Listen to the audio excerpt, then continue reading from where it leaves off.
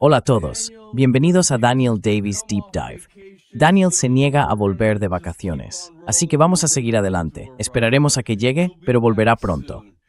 Como podéis ver, tenemos con nosotros a un buen amigo del programa, Matt Ho, investigador senior en la Eisenhower Media Network. También podéis ver su cuenta de X justo ahí. Matt, bienvenido al programa. Hola Gary, gracias por invitarme de nuevo. Hey Gary, thanks for having me back on. Efectivamente.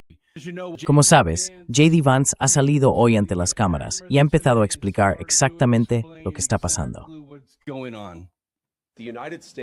Estados Unidos no está entregando ni un céntimo a Irán.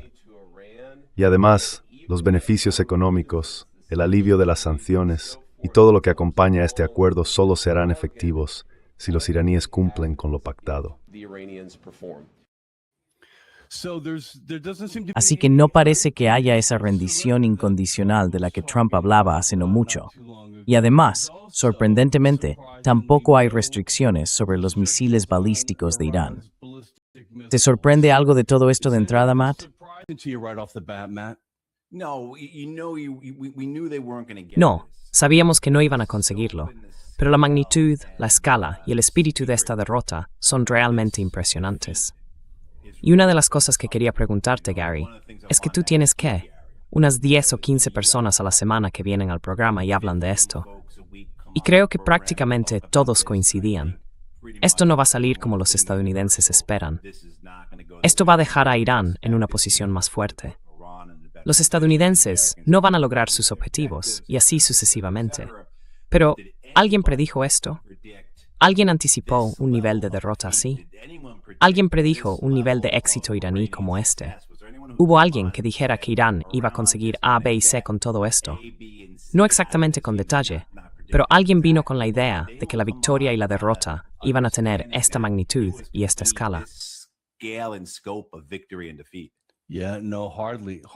Sí, no, casi nada, casi nada. De hecho, el nivel de rendición es bastante sorprendente, y vamos a hablar de ello. Veremos parte del tono de la actitud que tuvo Trump. En realidad, es un hombre bastante distinto en este momento, creo yo.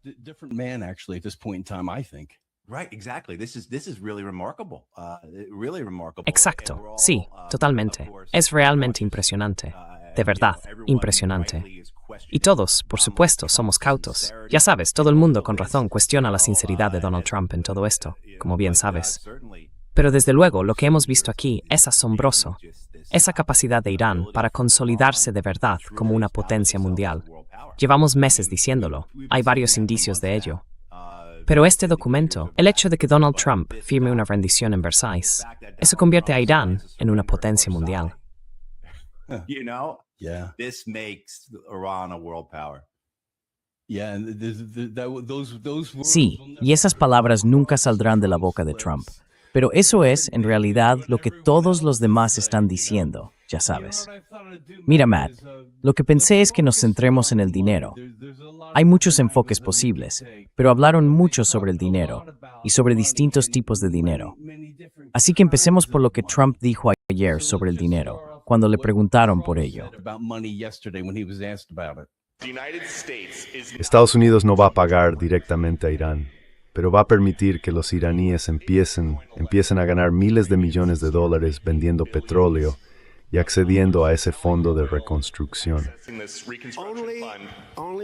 Solo si están haciendo las cosas bien. Solo si, Peter. Solo si nosotros no estamos haciendo nada. No estamos poniendo dinero. ¿Puedes explicar entonces cuál es la diferencia entre darle dólares estadounidenses a Irán y descongelar dólares estadounidenses? Bueno, lo del desbloqueo es fácil de responder. Hemos tomado mucho de su dinero y lo tenemos. Hemos tomado su dinero. No es nuestro dinero, es suyo, y lo congelamos. En algún momento supongo que tendremos que devolvérselo. Matt, vayamos un paso más allá. Esto es lo que J.D. Vance ha dicho esta mañana sobre esos fondos congelados. ¿De acuerdo?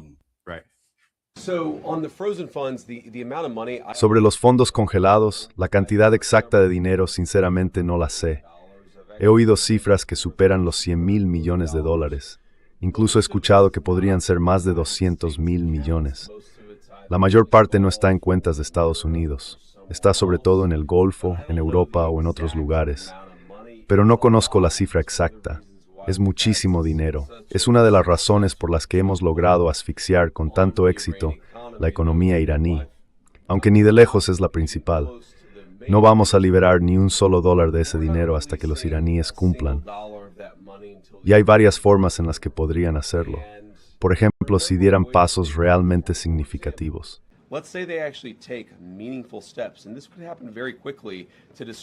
Y esto podría pasar muy rápido para destruir ese almacén de material enriquecido. Luego hablaremos sobre ello. Pero ellos tienen que cumplir. He visto algunos informes, no sé de dónde han salido, que dicen que los cataríes han liberado miles de millones de dólares en activos iraníes. Eso simplemente no es cierto. Sería imposible que los cataríes hicieran algo así sin nuestro visto bueno y desde luego sin que nosotros lo viéramos. Así que gran parte de esas informaciones son básicamente erróneas. No reciben ni un solo dólar de los activos descongelados. Es su dinero, no el nuestro, pero no ven ni un dólar de esos fondos hasta que realmente cumplan con el acuerdo. Vaya, la charla dura ha desaparecido, Matt. ¿Verdad? Sí. ¿Cuál es tu opinión sobre eso, Matt? Quiero decir, lo que están diciendo Vance y Trump es cierto. Y sé que eso está haciendo que a mucha gente, en los medios estadounidenses y en todo Washington, les explote la cabeza, por así decirlo, al escuchar estas verdades. Que ese dinero es de Irán, que Estados Unidos ha impedido ilegalmente que otros países paguen a Irán por productos que Irán ya ha entregado. Vance tiene razón. El total de fondos congelados supera los 100.000 millones de dólares, y muy poco está realmente bajo control directo de Estados Unidos, unos 2.000 millones. El resto está repartido por todo el mundo, más de 50.000 millones en China y unos 10.000 millones en otros lugares.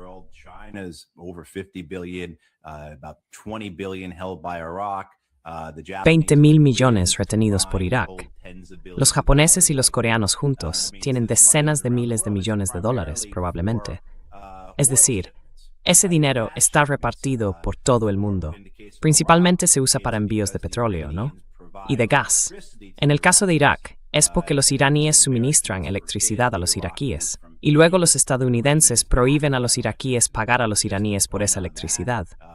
Solo por aclarar eso, la razón por la que los iraníes tienen que suministrar electricidad a Irak es porque Estados Unidos invadió y destruyó Irak en 2003, incluyendo la destrucción y la falta de reconstrucción real del sistema eléctrico iraquí. Por eso los iraníes tienen ese acuerdo eléctrico con Irak. Así que sí, es cierto que el dinero no está físicamente localizado, en la medida en que se pueda localizar físicamente una moneda digital, en ningún sitio.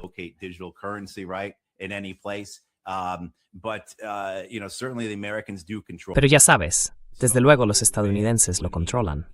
Así que Vance, se le escapa cuando dice algo como, oye, sabríamos si los cataríes dieran dinero a los iraníes, porque tenemos que autorizarlo. Así que sí, el dinero está en cuentas cataríes, iraquíes y chinas, pero por la forma en que funciona el sistema financiero internacional, sobre todo a través del sistema SWIFT, Estados Unidos controla quién puede enviar dinero a quién. Y eso se debe a la importancia del dólar estadounidense, no solo a su predominio, sino al hecho de que es la moneda de reserva mundial. Eso significa que las transacciones se hacen en dólares. Y si se hacen en dólares, en algún momento esos dólares van a pasar por un banco estadounidense, porque inevitablemente acaban tocando un banco estadounidense.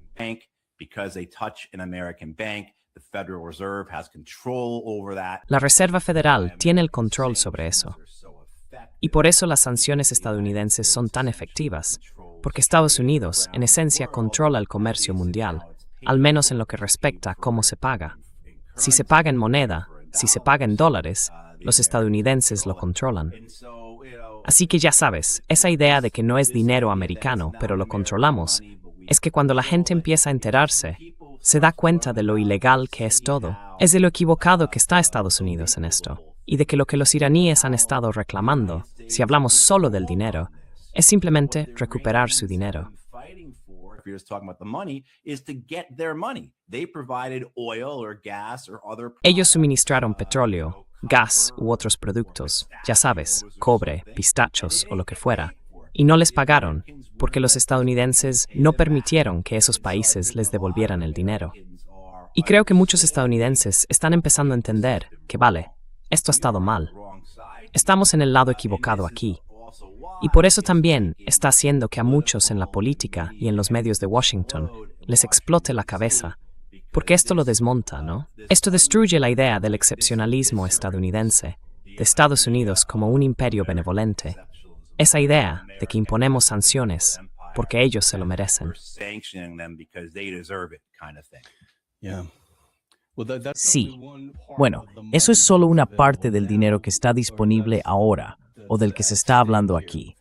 El otro dinero en juego es ese fondo de $300 mil millones del que se ha estado hablando.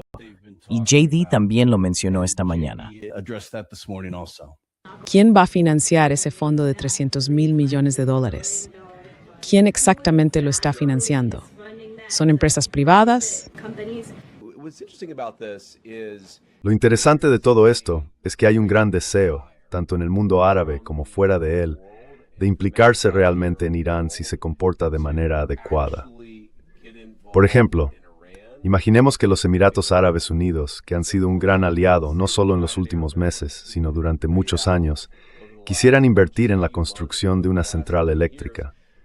Ahora mismo, eso es imposible por la forma en que funcionan las sanciones de Estados Unidos.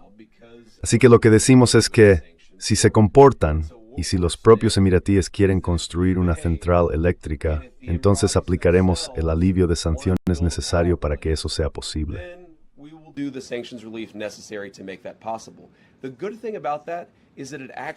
Lo bueno de eso es que en realidad genera integración, y eso significa tener más influencia. Un mundo en el que el Consejo de Cooperación del Golfo tenga más peso dentro de la economía iraní. Es un mundo en el que Irán va a estar mucho más limitado a la hora de comportarse mal. Así que gran parte de esto tiene que ver con el Consejo de Cooperación del Golfo. Ellos ven que Irán está debilitado, ven una oportunidad para construir una nueva relación. Y lo que dicen es, si se comportan y si Estados Unidos está dispuesto a permitir que esto ocurra, entonces, por supuesto, queremos cambiar nuestra relación con Irán. Matt, ¿qué opinas de esa forma de pensar? ¿Te parece que tiene sentido? Sí, bueno, creo que esta idea de que Irán es un mercado de 92 millones de personas, que ha estado separado en gran medida del resto del mundo, o de las economías vasallas occidentales o estadounidenses, es cierta. Y esta idea de tener un fondo de reconstrucción de $300 mil millones, si escuchas cómo habla el presidente sobre ello, o cómo lo mencionan esos funcionarios estadounidenses sin nombre que aparecen citados en la prensa, se supone que ya hay dinero preparado. Ninguno de esos fondos viene del gobierno estadounidense, todo procede de instituciones privadas. Pero el propósito de eso era, bueno, volvamos atrás, antes de que empezara la guerra. La reconstrucción siempre fue una idea. No, más que una idea, fue siempre una realidad aquí. Era la forma en que las corporaciones estadounidenses iban a hacerse ricas. Quiero decir, esto es, ya sabes, lo que generó fortunas con la guerra de Irak.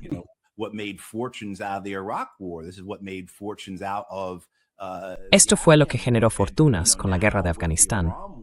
Y bueno, ahora, con la guerra de Irán convertida en una guerra perdida, mientras todo se mantenga estable aquí, y eso hay que decirlo con cautela, con muchos asteriscos y matices, podría pasar que mientras hablamos ahora mismo, todo se desmorone por completo, ¿verdad? Pero ya sabes, Gary, está esa idea de que incluso las guerras perdidas dan dinero. Y lo que ha pasado aquí es que estaban los sospechosos habituales, Black & Veatch, Halliburton, todas esas corporaciones, toda la industria del desarrollo, todo ese complejo industrial del desarrollo, todos alineados con la guerra para repartirse el botín de la victoria, ¿no? Esos contratistas, esas empresas constructoras, esas compañías de desarrollo, estaban preparadas y listas para entrar en Irak cuando cayera el régimen y darse un festín con el cadáver. Now, the same thing is lined up now. Ahora está ocurriendo lo mismo, salvo que, en lugar de tener básicamente un gobierno servil al mando en Teherán, vas a tener un gobierno que va a imponer las reglas antes de la reconstrucción. Así que creo que eso sigue ahí por el fondo de $300 mil millones, o como acabe siendo, porque seguirá generando beneficios para muchas empresas estadounidenses. Por supuesto, los iraníes también se beneficiarán. Y creo que, si uno intenta buscar desesperadamente un escenario en el que todos ganen dentro de este plan de 14 puntos, quizás sea este. Puede que esta sea la única parte de la que los estadounidenses realmente saquen algo.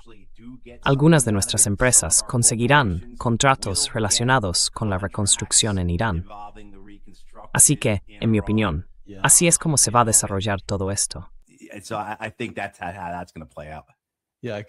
Sí, puedo imaginar que tengan ganas de hacerlo, pero te diré algo, hay cierta cautela. Escucha cómo este príncipe saudí describe la situación tal y como él la ve. Antes que nada, no tengo ningún detalle sobre ese fondo. No tengo información ni conocimiento sobre el concepto que hay detrás, así que no puedo hacer comentarios concretos al respecto. Lo que sí puedo decir es que como resultado de este conflicto, Irán atacó no solo al reino, sino a todos los países del Consejo de Cooperación del Golfo. Eso ha generado una gran brecha de confianza entre todos nosotros. Estábamos apenas empezando a reconstruir nuestra relación con Irán tras el entendimiento de Pekín, después de un largo periodo en el que habíamos roto relaciones.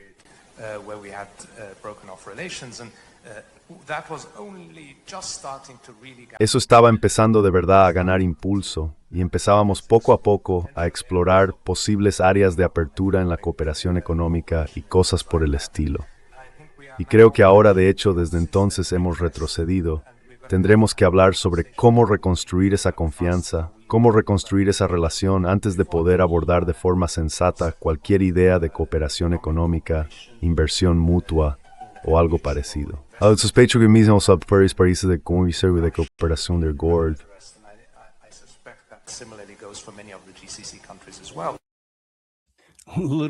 Se nota un poco de inquietud por parte del príncipe. ¿Cómo van a superar eso en un corto periodo de tiempo, Matt? Bueno, recordemos que, si hacemos memoria, hubo una especie de acercamiento diplomático, una semi-relación normalizada o incluso una normalización. Se intercambiaron misiones diplomáticas entre los iraníes y los saudíes. Creo que fue a principios de 2023. Todo eso fue orquestado por los chinos. Así que ha habido un movimiento claro hacia el acercamiento entre Irán y muchos de sus vecinos. De hecho, vimos a los saudíes, junto con los kuwaitíes y los cataríes, presionar para que esa guerra no tuviera lugar. También vimos cómo tanto los saudíes como los kuwaitíes se negaron a permitir que los estadounidenses usaran su espacio aéreo para avanzar en el llamado Proyecto Libertad, la apertura del Canal de Suez, del Estrecho de Hormuz. Todo con el fin de no escalar el conflicto, de evitar un suceso que pudiera reactivar la guerra.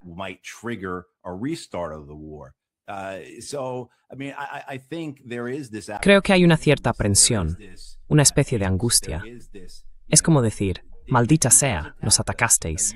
¿Sabes? Destruisteis, lanzasteis los ataques. Todavía estamos limpiando el desastre en nuestros campos de Aramco por culpa de esos drones que nos golpearon.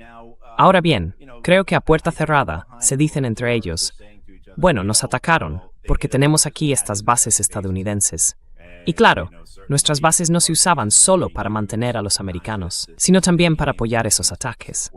Y en algunos casos, en Kuwait, en los Emiratos, en Bahrein, se lanzaron ataques directamente desde esos países, incluso ataques con misiles.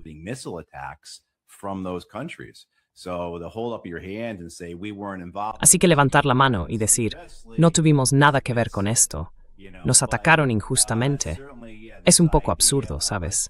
Pero claro, sí, esta idea de, creo que Gary, la preocupación, la angustia, tiene más que ver con cómo va a quedar todo cuando esto termine.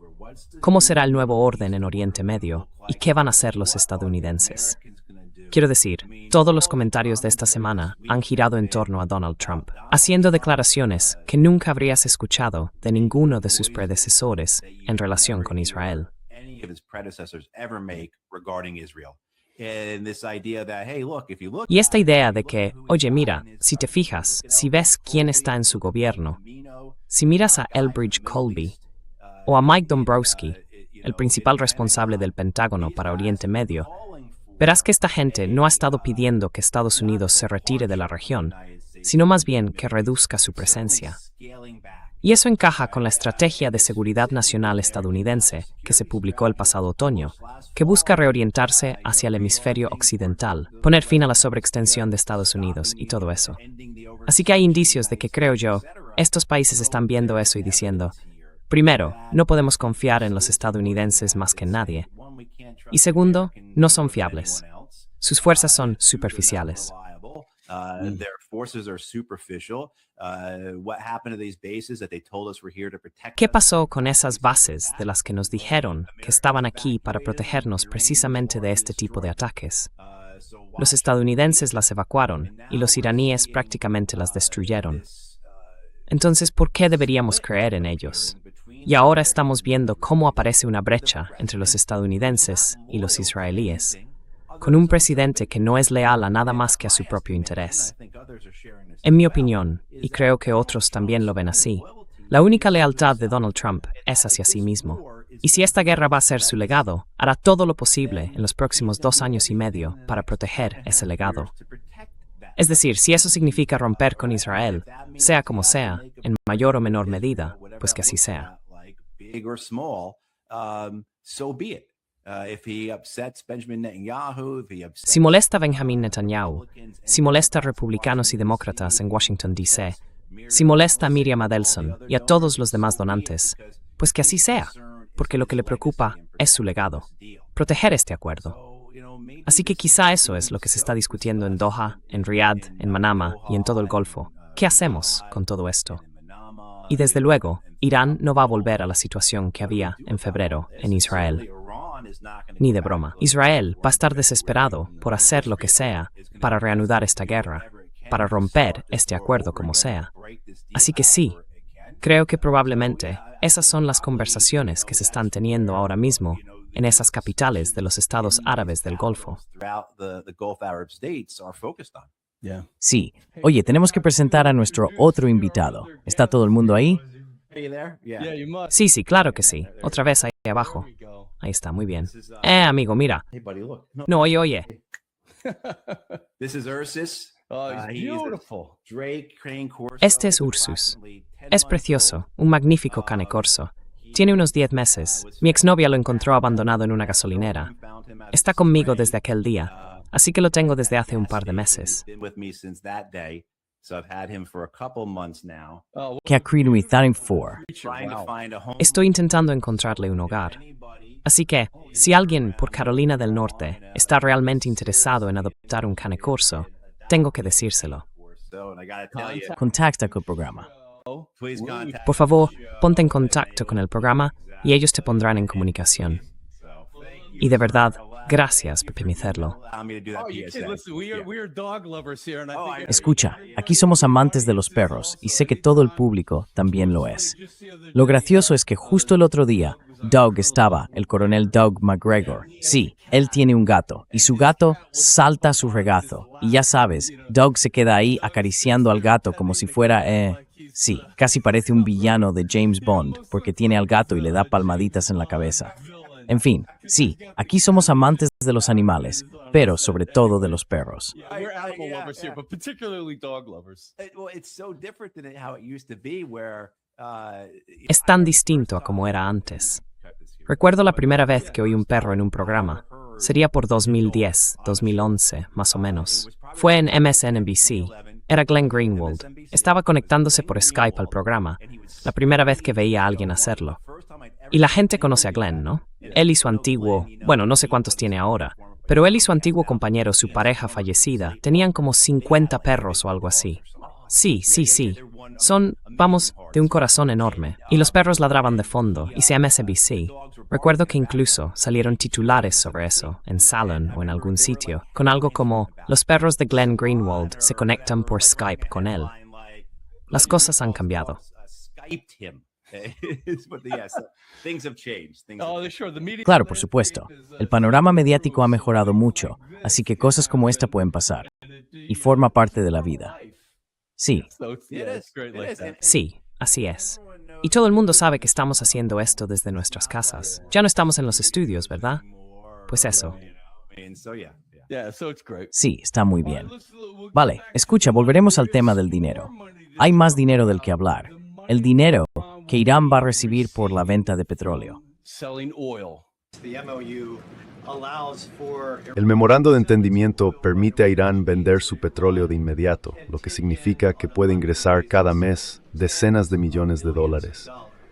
La economía iraní estaba hecha trizas. ¿Cómo no es esto en la práctica darle un salvavidas económico a Irán? ¿Y qué impide que Irán use todo ese dinero, todos esos millones, para sostener a sus aliados y grupos afines en la región?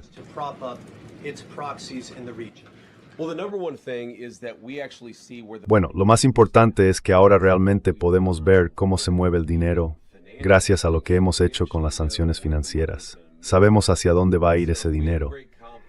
Y por eso tenemos mucha confianza en que podremos detectar si intentan financiar organizaciones terroristas. Vamos a poder verlo. Pero tú decías que millones de dólares son una línea de vida.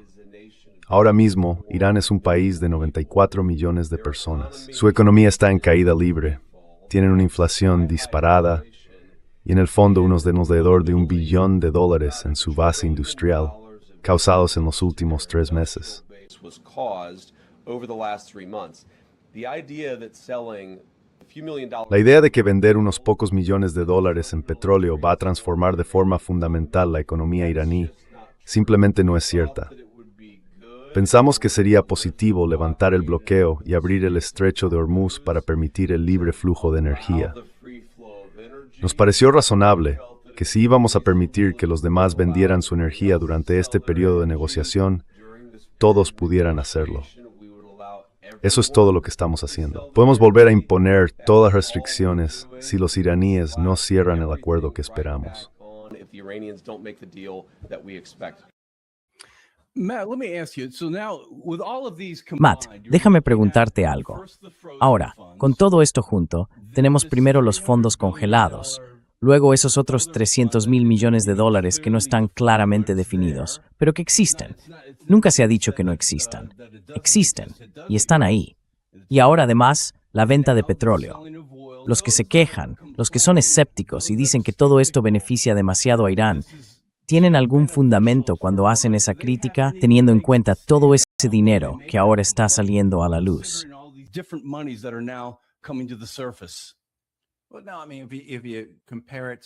Bueno, no. Quiero decir, si lo comparas con los 47 años de asedio, bloqueos, guerras, sabotajes, asesinatos y ciberataques contra los iraníes, $300 mil millones probablemente ni se acerquen a lo que un jurado otorgaría a Irán por los daños causados por Estados Unidos y Occidente de forma ilegal contra Irán.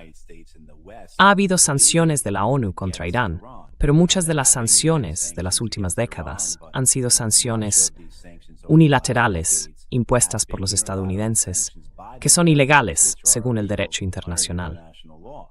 Así que lo que se le debe a Irán frente a lo que se le está prometiendo, creo que ahí es donde está la diferencia.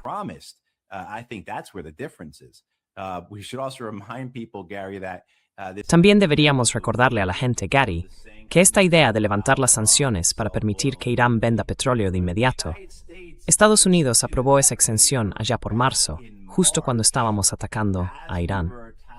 Así que, si alguien quiere señalar un buen ejemplo de por qué esta guerra estaba destinada a salir mal, ahí lo tiene.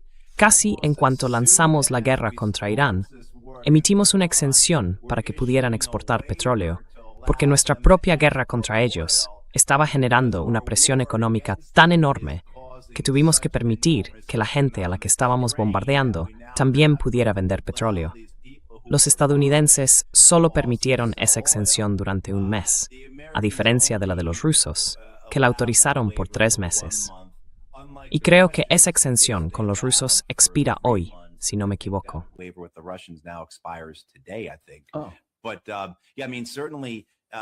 Pero sí, quiero decir, desde luego, esta idea de lo que se le debe a Irán, del daño que se le ha hecho durante 47 años, y de lo que, en mi opinión, una persona informada y sensata entendería como una compensación razonable, unas reparaciones razonables por lo que se les ha hecho.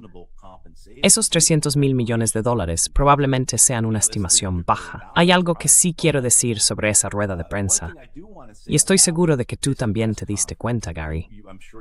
Puede que la apagara antes de que terminara, así que quizá no lo vi, pero no vi a ningún periodista, a ninguno de la Casa Blanca, cuestionar en absoluto la idea de que Estados Unidos había ganado, o la idea de que Estados Unidos había debilitado a Irán.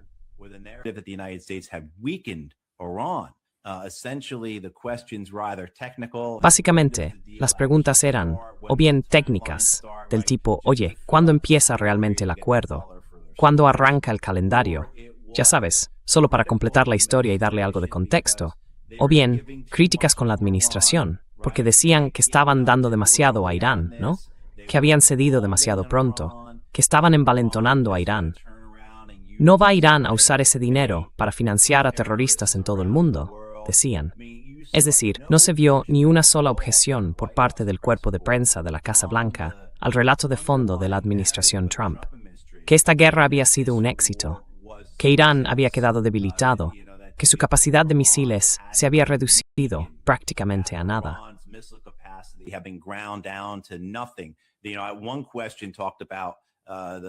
Una de las preguntas que se planteó, el periodista lo mencionaba, era sobre, ya sabes, la enorme influencia militar que Estados Unidos sigue teniendo sobre Irán, ¿verdad?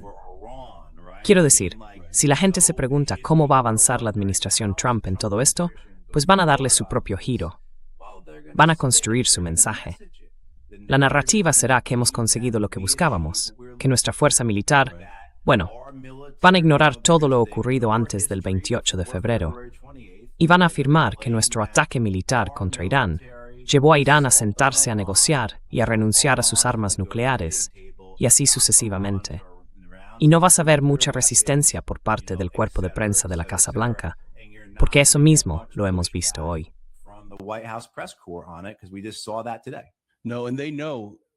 No, y saben bien el nivel de antagonismo que hay ahí fuera por parte de muchos seguidores de Trump que están descontentos aquí.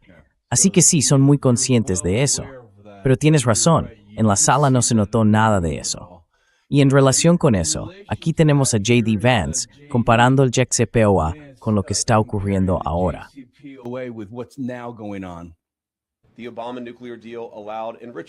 El acuerdo nuclear de Obama permitía el enriquecimiento. El nuestro no lo permitirá. El acuerdo de Obama permitía acumular material de grado militar. El nuestro, en cambio, está llevando a la destrucción de ese material enriquecido. Así que hay muchas diferencias. El acuerdo de Obama les dio más de $1,000 millones de dinero estadounidense. Este acuerdo les da $0 de dinero estadounidense. Hay muchas diferencias de fondo, pero creo que las más importantes son que nosotros partimos de una posición de fuerza y que nuestros socios del Golfo están encantados con este acuerdo.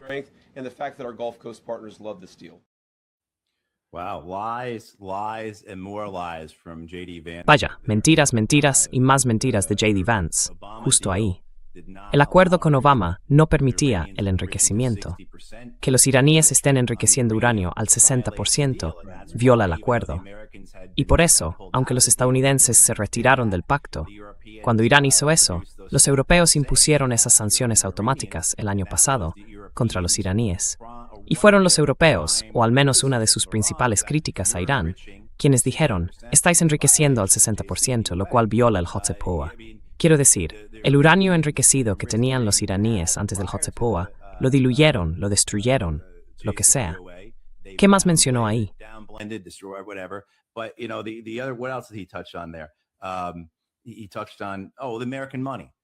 Habló del dinero estadounidense. La administración de Obama no le dio ningún dinero estadounidense a Irán.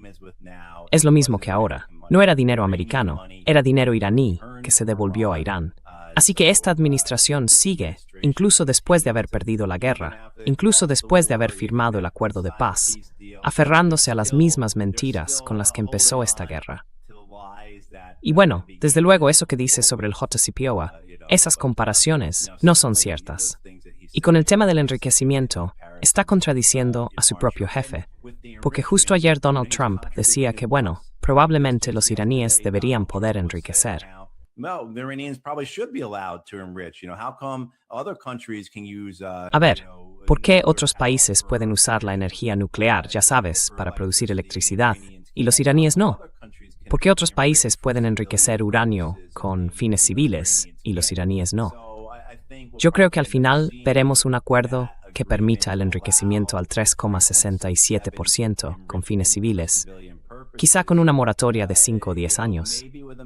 Eso es básicamente lo que Irán ofreció a través de Omán en febrero, justo antes que Estados Unidos decidiera iniciar esta guerra. Así que ya veremos. Pero sí, Gary, siguen repitiendo esas mentiras que sinceramente no son verdad. Sí, y bueno, en esa misma línea, como Trump está presentando el programa de misiles balísticos que tiene Irán. Iran has. ¿Puedo preguntarle algo rápido sobre lo que dijo en la rueda de prensa? Usted comentó que no le importa que Irán tenga misiles balísticos. ¿Podría explicarlo un poco más? Quiero asegurarme de que entendemos bien su postura. No, lo que digo es que si otros países los tienen, no sería muy justo que ellos no tuvieran algunos. Un misil balístico no es lo mismo de lo que hablamos cuando hablamos de armas nucleares. Pero si Arabia Saudí, Qatar y todos ellos tienen algunos, yo diría que en proporción me parece bien. Un tono bastante distinto ahí, ¿verdad? Right, a little bit of common sense, I think. Un poco de sentido común. Verás, creo que la mayoría preferiríamos que nadie tuviera misiles balísticos. Pero bueno, por desgracia, el mundo no funciona así. Así que sí, lo ideal sería tener un acuerdo de control de armas entre los distintos estados de la zona, incluido Israel, que limitara sus arsenales, sus capacidades, y que intentara mantener cierta paridad para establecer un grado de disuasión. Una de las cosas que provocó esta guerra fue que Estados Unidos, los israelíes y sus aliados árabes, especialmente los emiratíes, creían que tenían una ventaja, que dominaban a los iraníes. Se equivocaban por completo, pero eso era lo que pensaban. Wrong about that, but that's what they believed. The idea though being is that. Y bueno, la idea era, como decía el presidente, ¿qué pasaría si hubiera paridad? Si todos tuvieran más o menos la misma cantidad de armas, ¿no estarían menos inclinados a pelear entre ellos? Creo que en esencia ese ha sido el fundamento del control de armas durante, no sé, unos 100 años. Así que, perdón, pero este cambio de rumbo, o marcha atrás, o no sé, es solo uno de los varios que estamos viendo mientras esta administración intenta construir un relato que permita que esto vuelva a ser parte del legado de Donald Trump. Sí, exacto. Ese reajuste que están intentando. Sí. Yeah, right. The repositioning that they're trying to. Sí, I'm sure the talking points are. I can't imagine. Estoy seguro de que los argumentarios son, bueno, no me lo puedo ni imaginar. Mira, Gary, cuando yo trabajaba, tenía una oficina en un centro de estudios, allá por 2010, 2011. Estaba en la avenida Massachusetts, en uno de los edificios de Johns Hopkins, con el Centro de Política Internacional. Y solíamos recibir faxes. Sí, en aquella época todavía llegaban faxes. La máquina los iba escupiendo, uno tras otro. Te metían en una lista y te llegaban los argumentarios de distintos grupos, o sus notas de prensa, o invitaciones constantes a cenas de recaudación del Congreso. $1,000 el plato en el Tortilla Coast o algo así. Pero era el fax el que soltaba todo eso. Así que me imagino que estos últimos días, los argumentarios, los comunicados, las declaraciones, han estado saliendo sin parar, ¿no? Uno tras otro, de todos los lados. One after another from all sides here. Hey, let me ask you. So now, where Oye, déjame preguntarte algo. A día de hoy, Vance se ha apresurado a señalar una y otra vez que todo este acuerdo depende del comportamiento de Irán, así que eso ya es un posible obstáculo. Y el otro obstáculo es Benjamin Netanyahu. Entonces, ¿cuál crees tú que es más impredecible en este momento o de cara al futuro? is more volatile at this point in time or going forward? I think when we Creo que ni siquiera hemos hablado de los israelíes, y me he dado cuenta de que en algunas de las otras entrevistas que he hecho, tampoco hemos hablado mucho de ellos. porque en realidad habría que dedicarles un episodio entero. Right. Well, in fact, before you answer Antes de que respondas a eso, déjame ponerte lo que Trump dijo sobre Bibi justo ayer. De hecho, as a matter of fact. Ha sido una colaboración increíble, pero él dirá que nosotros somos el socio grande y que él es el socio pequeño. Y eso es verdad. Israel habría sido arrasado, y con toda justicia hacia Bibi Netanyahu, que es un buen hombre, a veces se entusiasma un poco, pero es un hombre realmente bueno. Hemos tenido una relación extraordinaria. Ha sido un primer ministro excepcional. Tenemos una pequeña diferencia sobre el tema del Líbano. Yo le digo, puedes actuar con un poco más de suavidad, Bibi. No hace falta derribar un edificio cada vez que alguien de Hezbollah. You don't know. Nes Arabs roaring to crow en Burdathon. No. No, and there might be some Y puede que haya ahí algo de sentimiento genuino, ¿no? Puede que Donald Trump esté otra vez protegiendo su legado y advirtiendo a los israelíes de que, bueno, su propio interés va por delante del de ellos. Solo el tiempo lo dirá.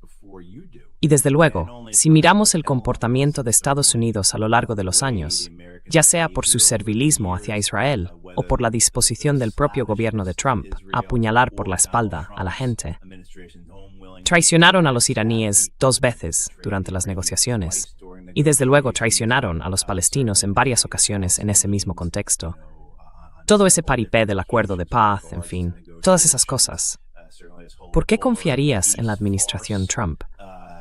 Pero de nuevo, hay algo aquí, porque hemos visto cómo los israelíes han quedado completamente al margen de todo esto. where you've seen the Israelis completely cut out of it. I think one of the reasons why Creo que una de las razones por las que no hemos estado hablando de Israel en estos episodios, en estos últimos días, además de la complejidad del tema y del tiempo que llevaría, es que los han dejado fuera.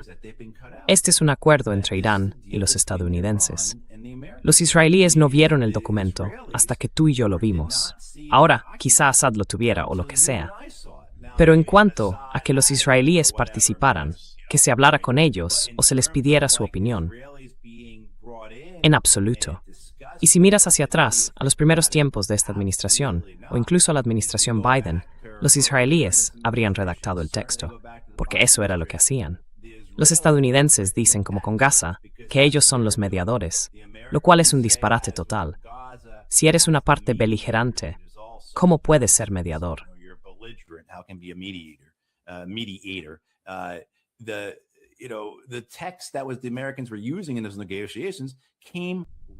El texto que los estadounidenses estaban usando en esas negociaciones venía directamente de la oficina del primer ministro israelí.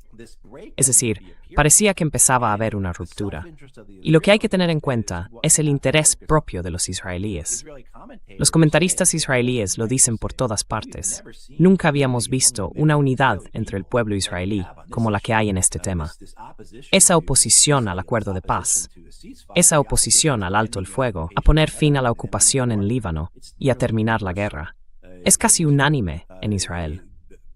Los oponentes de Benjamin Netanyahu juran que cuando lleguen a ser primeros ministros y las elecciones israelíes serán en otoño, como muy tarde en octubre, juran que el día que lleguen al poder, el alto el fuego se acaba.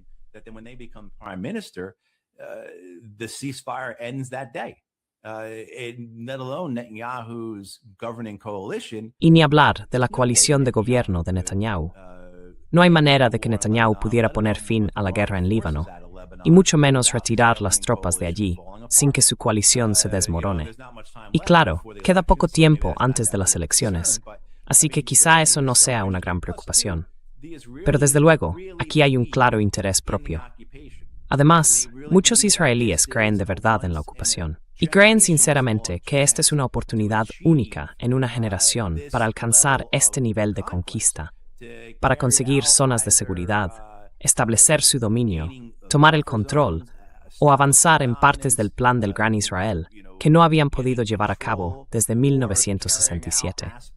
Muchos de ellos dicen cosas como: ahora estamos en posición de corregir los errores de 1948. Ben-Gurion llegó lo bastante lejos en 1948. Ese fue su mayor error. In 48, that was his biggest mistake. He didn't go all the way to the river. He didn't. No llegó hasta el río. No avanzó hacia el Líbano. Así que para los israelíes, esto tiene que ver con su propio interés. Y creo que aquí es donde la guerra iba a terminar desde el principio. Los estadounidenses y los israelíes iniciaron esta guerra con objetivos distintos, con metas diferentes, con intereses diferentes. Había ciertos solapamientos, sí, pero creo que muchos comentarios que decían que todo esto se hacía únicamente por Israel, que los estadounidenses no tenían sus propios intereses ni sus propios fines imperiales. Bueno, eso se les escapó a muchos, porque ahora estamos viendo esa división. Y mucha gente dice, bueno, los estadounidenses siempre volverán a lo mismo. No lo sé. Quiero decir, cuando todo esto estaba ocurriendo, ¿fue durante la administración de Biden o en el primer año de la administración Trump?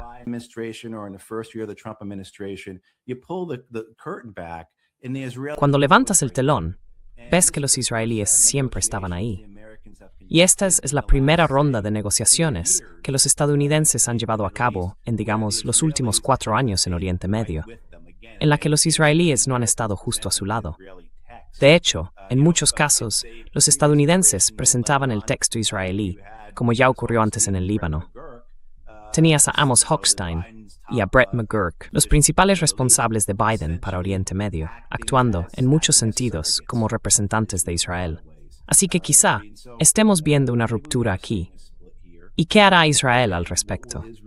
Pues, por un lado, intentar que Estados Unidos vuelva a alinearse o a cooperar con ellos, y por otro, no perder la mejor oportunidad que han tenido en generaciones, como dicen algunos, para corregir los errores de 1948.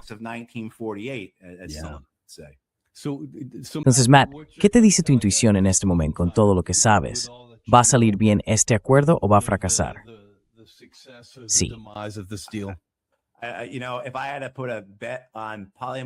Si tuviera que apostar en Polymarket, en Kalshi o en algo parecido, probablemente me cubriría un poco. Pondría 33 céntimos a que el acuerdo sale adelante, otros 33 a que la guerra se reanuda, y 34 a que básicamente se impone una especie de modus vivendi, una fase 1 que se consolida. Bueno, en realidad pondría más de 34 céntimos en eso. Quizá pondría 40. Me refiero a esta idea de que la fase 1 se lleva a cabo, los estrechos se reabren, el comercio se reanuda, algo de dinero vuelve a fluir hacia Irán, los estadounidenses levantan el bloqueo, pero no pasa nada más. Las negociaciones se estancan, no avanzan como todos esperaban. Hay demasiada oposición política en Estados Unidos. El tema del Líbano complica demasiado las cosas para que esto siga adelante. Pero aún así, existe, digamos, modus vivendi en el que ambas partes siguen adelante. Memes una de las dos quiere que legis vuelva a empezar.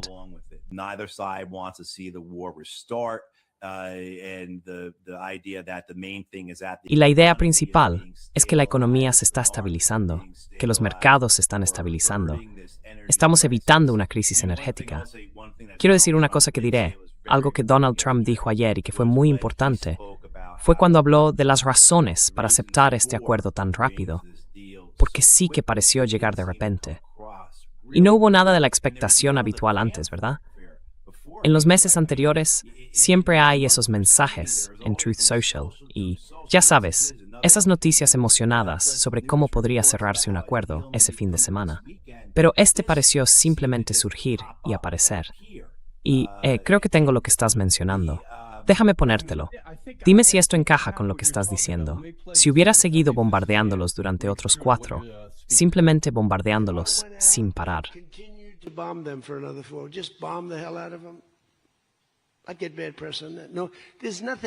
Recibo mala prensa por eso. No hay nada que pueda hacer. Pero lo que esto permite es que los barcos sigan saliendo. Si seguimos bombardeando, esos barcos no van a salir. Y estamos hablando de 500, 600, 700 millones de dólares al día. Es muchísimo dinero, muchísimo. Por eso el mundo está bien, tiene liquidez, está estable. Además, nos quedaríamos sin reservas en unas 4 semanas. Ya sabes, hay reservas por todo el mundo, pero realmente nos quedaríamos sin ellas. Y llegaría un momento en que no podrías conseguirla. ¿Y quieres ver el caos? Así que, para todos esos supuestos genios que quieren demostrarme lo listos que son. Yeah, that's exactly it, Gary. Absolutely. Sí, exactamente, Gary. Totalmente. Esa historia de que el acuerdo se cerró deprisa porque Irán iba a tomar represalias contra Israel y lanzar misiles sobre Israel, y que por eso se firmó el memorando de entendimiento para salvar a Israel de los ataques iraníes con misiles. Bueno, primero, eso contradice tu propio relato de que habéis destruido la capacidad de Irán en misiles balísticos y drones. Porque si de verdad lo hubierais hecho, ¿por qué os preocupa tanto que vuelvan a atacar a Israel, no? Estás echando por tierra tu propia narrativa con eso. Pero en realidad, o diría que casi todo, tenía que ver con esa idea de que Irán había cerrado el estrecho de Hormuz durante 4 días seguidos, hace ya una semana. No pasaba nada por allí.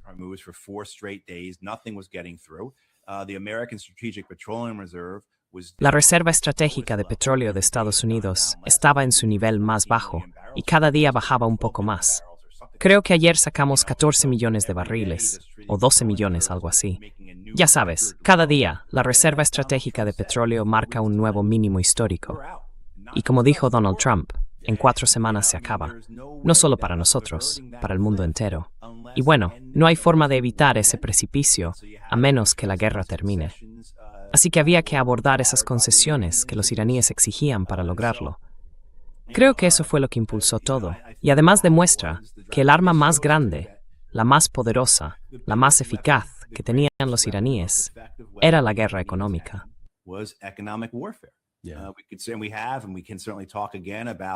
Podemos, por supuesto, volver a hablar de cómo se formaron militarmente los iraníes, de cómo se formaron los estadounidenses, los israelíes y los árabes, de cómo los iraníes lograron desarrollar y mantener una fuerza, protegerla durante años y preparar una estrategia que les permitiera enfrentarse a los estadounidenses tanto de forma simétrica como asimétrica y, en esencia, llegar a un empate militar.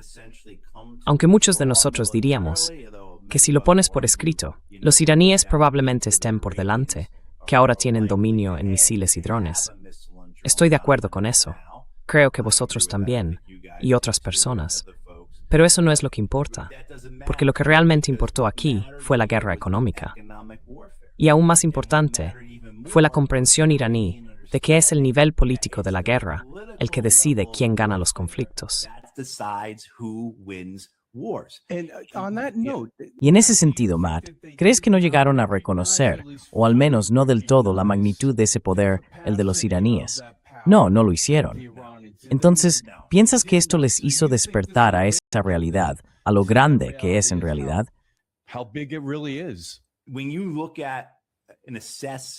Cuando analizas las fortalezas y las vulnerabilidades de las naciones, tienes que fijarte en su mando, en su liderazgo y en su cultura. Y si miras al liderazgo militar y político de Estados Unidos, verás que están fascinados con los niveles táctico y operativo de la guerra. Es decir, con esa idea de que tenemos tal número de barcos, tal número de aviones, misiles que pueden alcanzar tal distancia, que podemos disparar tanto y así sucesivamente. Y sí, es impresionante lo que tienen los estadounidenses, sobre todo su capacidad para coordinarlo todo. Así que, en el nivel operativo de la guerra, los estadounidenses lo hacen bastante bien. Pero cuando se trata de los niveles estratégico y político, ahí son realmente malos.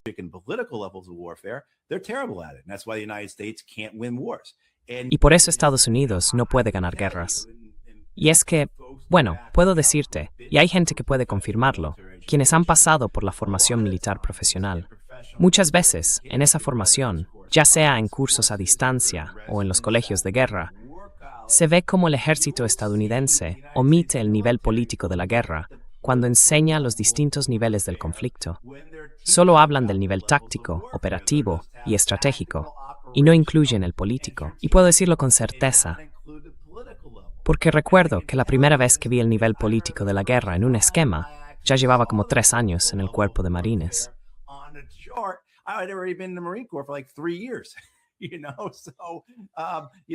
Sabes, hay esta idea de que los estadounidenses simplemente no lo entienden, que no lo pillan, que no lo hacen bien. Los iraníes sí lo entienden.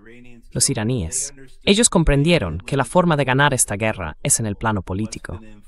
¿Qué es lo que va a influir en ese plano político? Desde luego, nuestra narrativa, nuestra propaganda, nuestra guerra de información, pero también nuestra capacidad para luchar contra los estadounidenses, de forma simétrica y asimétrica, cara a cara, aquí mismo. Pero lo que de verdad va a generar presión política es la guerra económica. Y no solo contra los estadounidenses directamente, sino que vamos a apretar no solo a la región, no solo a los estadounidenses, sino al mundo entero. Iba a decir que ahora todo el mundo entiende esto un poco mejor, tanto si a los estadounidenses les cala de verdad como si no, ¿verdad? Quiero decir, esto debería ser un caso de estudio durante muchos años, incluso durante siglos, sobre lo claros que fueron los iraníes al establecer sus objetivos políticos, crear una estrategia y seguirla con una paciencia estratégica impresionante. Luke, vine a tu programa y hablé de cómo los estadounidenses y los israelíes han actuado bien en los últimos años al enfrentarse uno por uno al eje de la resistencia, ¿verdad? Y así han logrado silenciar al eje de la resistencia, con la excepción de Yemen, en todo Oriente Medio. La resistencia palestina, Hezbollah, la resistencia iraquí, y en esencia han dejado a Irán completamente solo.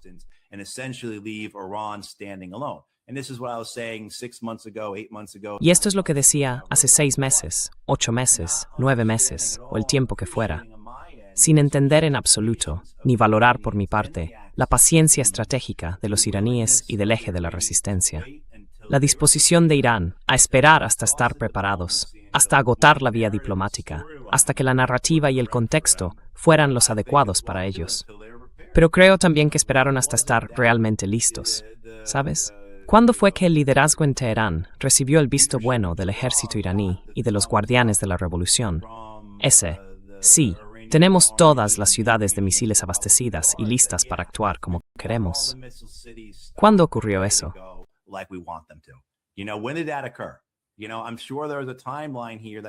Sabes, estoy seguro de que había un calendario que los iraníes estaban siguiendo para prepararse para estas guerras, pero también para agotar la vía diplomática, intentando encontrar una forma de evitarlo, porque entendían que su guerra iba a ser devastadora.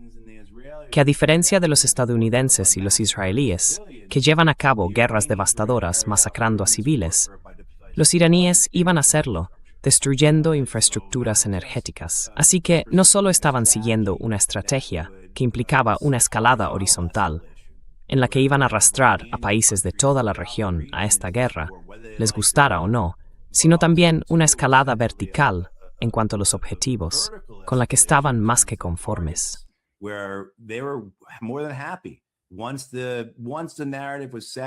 Una vez que se estableció la narrativa, y los estadounidenses y los israelíes les dieron luz verde, atacando la infraestructura energética iraní, lo que llevó a que Irán respondiera del mismo modo contra la infraestructura de los países árabes del Golfo, los iraníes se lanzaron de lleno y muy claramente, muy rápido, tomaron la iniciativa.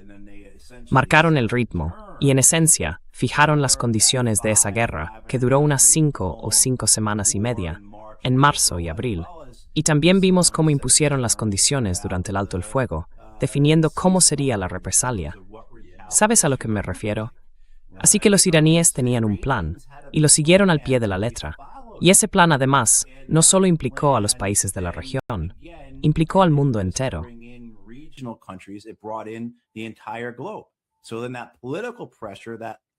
Así que esa presión política que se ejerció sobre los estadounidenses no fue solo la presión interna, la presión política doméstica. Por un lado estaba la campaña de información, la campaña de propaganda dirigida a los propios estadounidenses. Y también hay que reconocer el papel de todas las guerras anteriores de Estados Unidos, que fracasaron y que influyeron en la opinión pública del país. Pero, en esencia, menos de 1 de cada 3 estadounidenses apoyaba esta guerra cuando la administración Trump la lanzó. La presión política dentro de Estados Unidos aumentó a medida que subían los precios de la gasolina. Y, por supuesto, también hubo presión política desde fuera. Empezaron los conflictos con la OTAN, y Pete Hegseth quiere expulsar a España de la OTAN.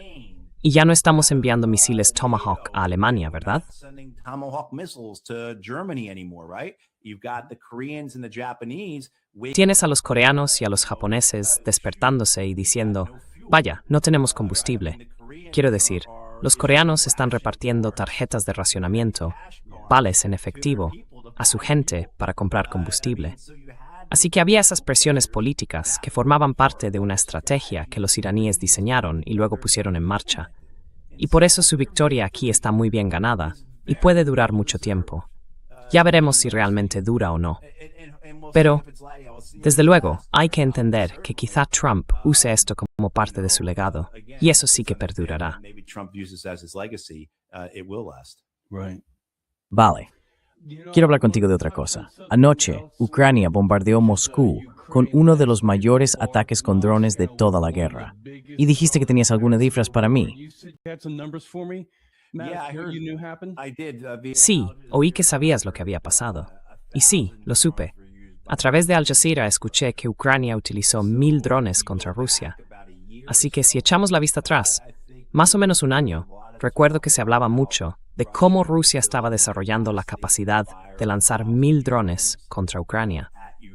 Creo que aquella conversación iba en el sentido de que podrían hacerlo a diario, o casi a diario. Pero ahora tenemos a Ucrania lanzando 1,000 drones contra Rusia. Y esto se suma a ataques anteriores de Ucrania contra Rusia, en los que ya había lanzado cientos de drones. Maris de Tui. ¿Verdad? Moscú. Sí, esto es, ya sabes ahora que eso sirva o no de algo, quién sabe. Pero aún así, al verlo, ¿no? Es un impacto exitoso contra un dron. Pero si yo viviera en Moscú, pensaría, joder, podría haber estado viviendo ahí. ¿Qué demonios? Sí, sí. Mis hijos podrían haber estado en el entrenamiento de baloncesto o lo que sea que jueguen en Moscú. Ya sabes, hockey o lo que sea, ¿me entiendes?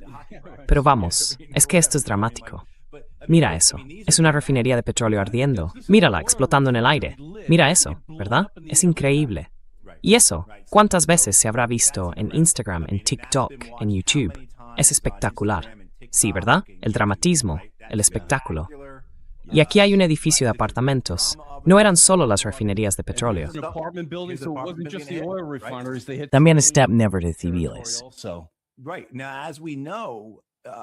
Exacto. Ahora bien, como sabemos, esto probablemente no tendrá ningún impacto en los rusos. Puede que haga que algunas personas estén, ya sabes, más cautelosas, más nerviosas. Pero en general, los bombardeos aéreos no suelen cambiar la opinión de las poblaciones que los sufren. Si acaso, lo que hacen es aumentar la presión sobre el gobierno para que acabe la guerra antes. En este sentido, ya sabes, buena parte de la presión sobre Vladimir Putin ha sido, ¿cómo es posible que esta guerra siga todavía? ¿Por qué no estamos siendo lo bastante duros? Bueno, ¿cuál es la gota que colma el vaso para Putin? Tengo curiosidad. Aquí está Lavrov. Sabes, busqué algún comentario de Putin y no vi ninguno. Puede que haya salido algo ahora, pero en el momento del programa no había nada. Pero déjame enseñarte lo que está diciendo Lavrov.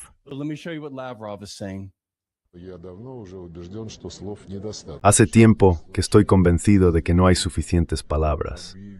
No es casualidad que el presidente anunciara hace un tiempo que a partir de ahora llevaremos a cabo ataques masivos y coordinados de forma regular con el objetivo de reforzar aquellas capacidades de las que depende directamente la eficacia de combate de las Fuerzas Armadas de Ucrania. Esta es una tarea establecida por el comandante en jefe supremo. Nuestras Fuerzas Armadas la están cumpliendo y seguirán haciéndolo. Вооруженных сил Украины. Это задача, поставленная Верховным Главнокомандующим. Наши вооруженные силы выполняют ее и будут ее выполнять. Sabes, Matt, son palabras firmes y medidas, pero da la sensación de que para ellos es como el día de la marmota. No entiendo por qué no hay más reacción. Quiero decir, no estamos del todo seguros de cuán efectivos son realmente estos ataques a la hora de dañar a los rusos, industrial y económicamente. Ya sabes, en los últimos años hemos visto informes que decían que las refinerías rusas estaban paradas en un 70% o lo que fuera. Y luego, un par de meses después, aparece una corrección y resulta que en realidad era solo un 3 o 4%.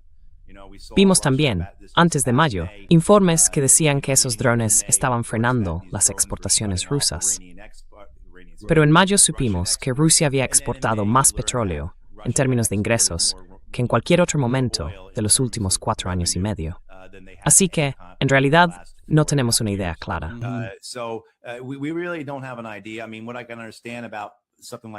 Quiero decir, lo que puedo entender de algo así es que se ve espectacular. Sí, exactamente. Pero ese es el punto. Las imágenes son increíbles, pero en realidad es un depósito y son fáciles de reemplazar. Así que la pérdida real no es tan grande.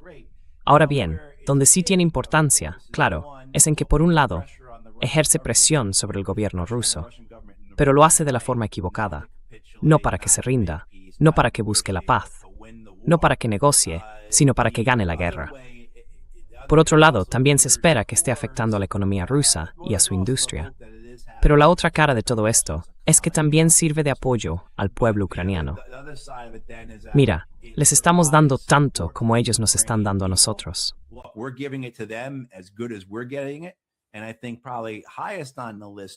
Y creo que probablemente lo más importante para los ucranianos es que esto les da motivación, les da inspiración. Está pensado para reforzar el apoyo europeo y también el estadounidense. La idea es, mirad a estos ucranianos, mirad cómo luchan. Estoy seguro de que Kaja Kallas se lo envió a todos los contactos de su lista. Sí, la prensa a favor de Ucrania ha sido enorme. Exacto. Y como vemos aquí en Estados Unidos, hubo una petición de descarga que tuvo éxito en la Cámara de Representantes para aprobar ayuda a Ucrania. Para quienes no estén familiarizados con ese procedimiento, una petición de descarga se utiliza cuando el presidente de la Cámara no quiere que un proyecto de ley llegue al Pleno para ser votado. Es el presidente quien decide qué propuestas acaban llegando al Pleno.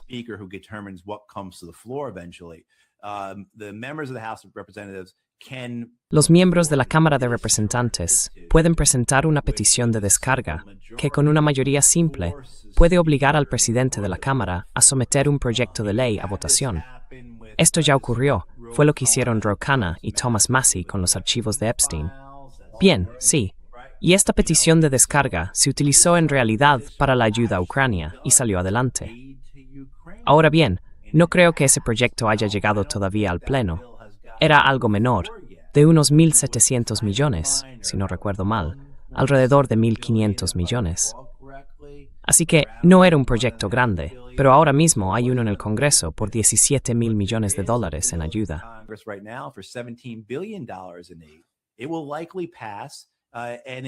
Probablemente se apruebe, y luego es muy posible que el presidente lo vete. Pero si lees la prensa europea de esta semana, antes del G7 se suponía que Ucrania iba a ser el gran tema. Todo eso cambió por este memorando de entendimiento, pero ahí es donde pensaban que los estadounidenses empezarían a hacer concesiones. Y Trump dijo algunas cosas que dieron cierto optimismo a los europeos. No lo descartó, ¿verdad? Se suponía que iba a reunirse con Zelensky. Yo no he visto nada sobre eso. Dijo que habían tenido una buena conversación, sí. Y bueno, ha sido más crítico con Rusia en esta ocasión. Dijo que los rusos estaban a la ofensiva o algo por el estilo. El tono para mí fue que ahora está poniendo la responsabilidad en los rusos. Es su guerra. Ellos la empezaron, algo así.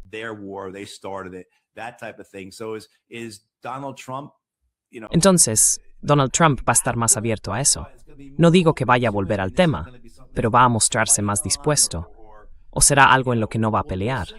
Bueno, ya veremos. Pero desde luego, para los ucranianos y los europeos, hay una luz al final del túnel, por así decirlo. Ellos creen que aunque el Partido Demócrata en Estados Unidos va a hacer todo lo posible por no ganar en noviembre, es increíble, de verdad, es increíble. Bueno, quiero decir, es que es alucinante. Pero ya sabes, este perro Ursus podría presentarse al Congreso y debería ser capaz de ganar a los republicanos. Y aún así, los demócratas encontrarían la forma de no hacerlo. Pero bueno, la idea es que, si en 2028 los demócratas logran recuperar la Casa Blanca, Estados Unidos volverá a implicarse en la guerra.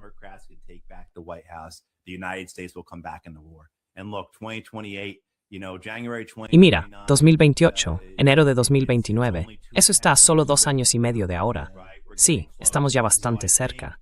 Y creo que este tipo de videos nos vuelve a conectar a todos. Este tipo de ataques espectaculares. O, si miras un par de semanas atrás, cuando aparecieron esas nubes de humo negro sobre el Foro Económico de San Petersburgo, eso es una especie de impulso moral. Es un tipo de propaganda. La guerra de información en la que los ucranianos y los europeos confían para mantener esta guerra, para mantener el apoyo a la guerra en Occidente y al final para justificar una posible reentrada de Estados Unidos en el conflicto. Si no es con el próximo Congreso, que creo que es poco probable, incluso aunque Trump se muestre algo más blando, sí podría ser, ya sabes, con un presidente demócrata en enero de 2029.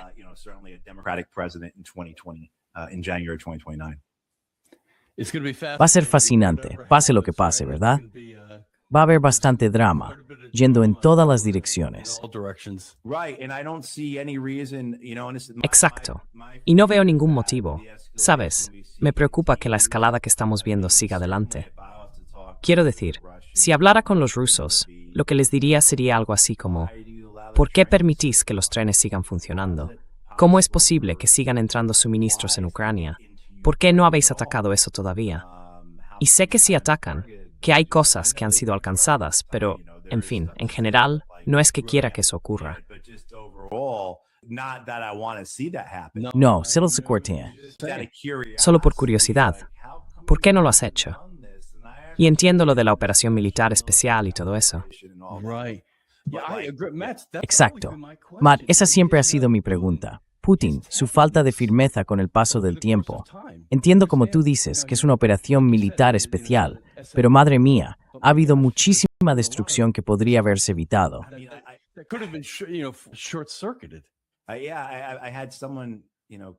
Sí, hubo alguien que me criticó porque no apoyo a los rusos aquí y porque no soy muy crítico con la forma en que están llevando esta guerra y todo eso.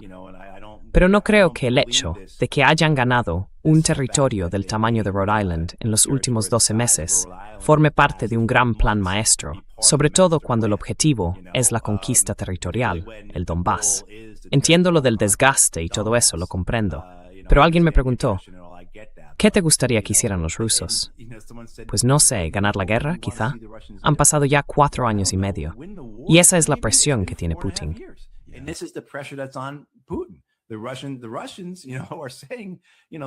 Los rusos, ya sabes, dicen que la mayoría de las críticas hacia él no vienen de los que dicen: oye, acaba con la guerra, esto está estancado, no va a ninguna parte, es contraproducente, ya has dejado claro tu punto, terminemos con esto. No, vienen de gente que dice: solo nos llevó 4 años derrotar a los nazis, ¿no? Y ahora han pasado 4 años y medio, y seguimos en el Donbass. No es que estemos a punto de marchar sobre Odessa la semana que viene ni nada parecido. Así que, creo que desde una posición objetiva, tú y yo, cuando analizamos todo esto, nos rascamos la cabeza y pensamos: ¿cómo es posible que los rusos no hayan hecho imposible reabastecer a los ucranianos?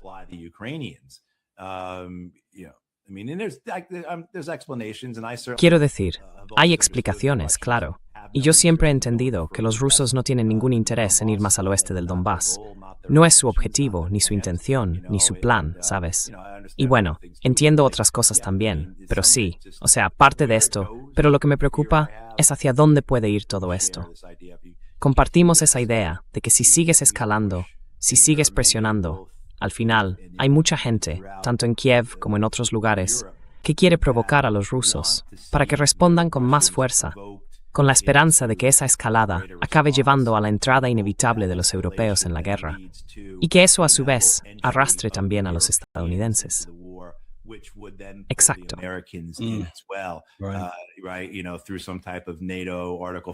Ya sabes, a través de algún tipo de mecanismo del artículo 5 de la OTAN, que claro, no necesariamente se aplica, o puede que ni siquiera se aplique.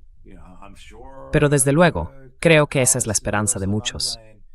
Estoy seguro de que Kaja Kallas y Ursula von der Leyen se van a la cama por la noche, cierran los ojos y piensan en esto, en este tipo de cosas.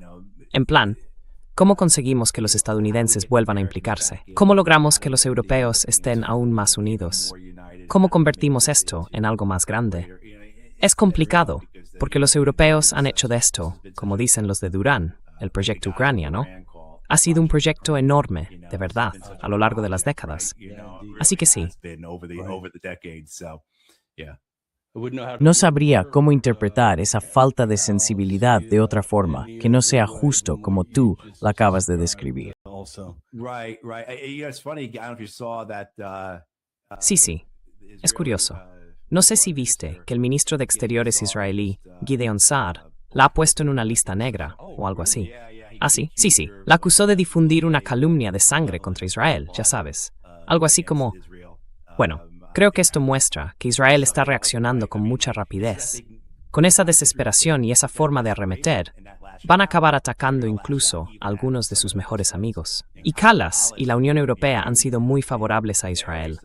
A veces hacen alguna crítica muy suave, pero en general, la Unión Europea ha sido bastante constante en su apoyo a Israel. Kallas, por supuesto, es una de esas personas, ¿no?